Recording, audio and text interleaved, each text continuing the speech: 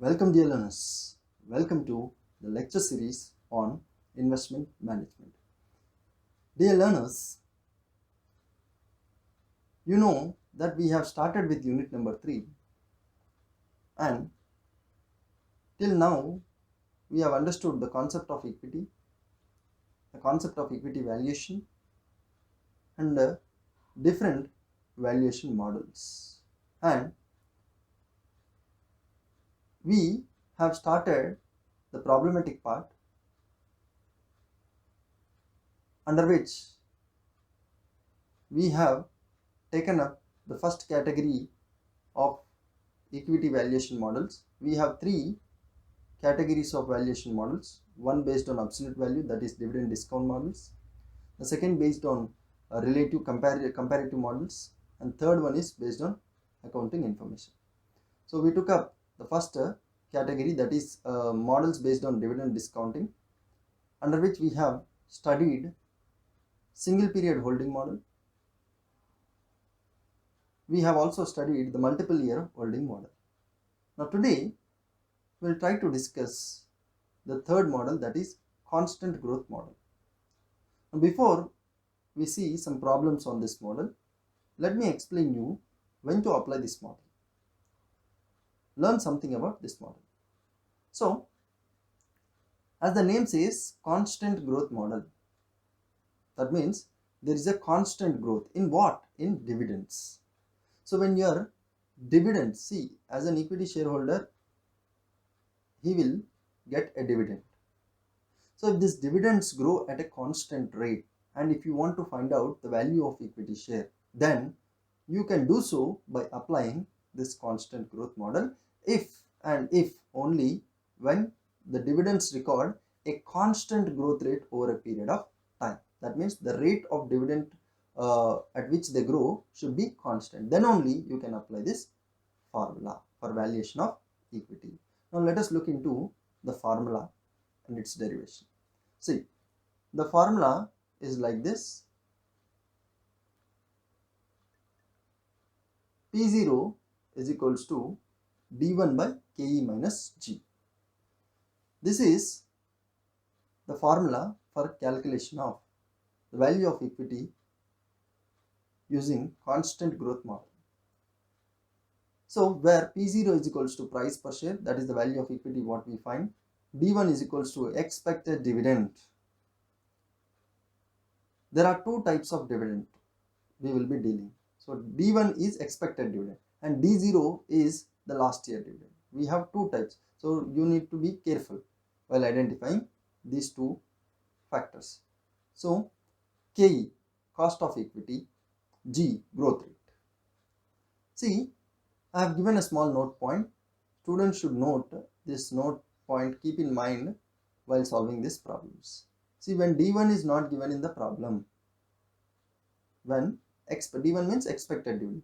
So when expected dividend is not given in the problem, you can calculate the D1 using this formula. But we want D1 in the formula because in the formula we have D1. So if the D1 is not given, he will be giving D0, that is last year. As I said, there are two terms, D1 and D0. D0 is last year's dividend. D1 is expected dividend. So when expected dividend is not given, you can use the last year dividends and you can multiply it with 1 plus G. So you will be getting D1. So let us try to solve some problems on this model. So here is the question. The expected dividend per share is rupees 2. So here he is saying the expected dividend, that means the D1. The expected dividend is D1 is rupees 2, which is likely to grow at the rate of 5%. That means the dividends are expected to grow at the rate of 5%. See here, this 5%, the growth rate is called G. Here you can identify this constant growth rate model. There is a small trick. If in the question only one growth rate is mentioned, then that problem belongs to constant growth rate. So this small trick you can remember while solving while identifying the problems because we have too many models, so you will be confused when to apply which formula. So when in the question there is only single growth rate, that means you need to understand that you can solve that question, you can estimate the value of equity using constant growth rate. And next, if the required rate of return is 15%, that means KE is 15%. If the KE is 15%, calculate the price of equity share. Now let us see what is given.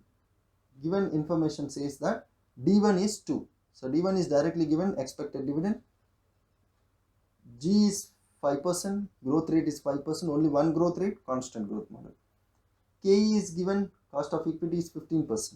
Now let us substitute these ingredients into the formula. So our formula for calculation of equity share using constant growth model is P0 is equals to D1 by KE minus G, where P0 is equals to, now D1 is 2 rupees, and KE is 15%, KE is 15%, that means 0.15 minus G is, they are growing at a rate of 5%, so 0.05. So this is done. If you substitute, you will be getting price of equity or value of equity, that is rupees 20. It's very simple.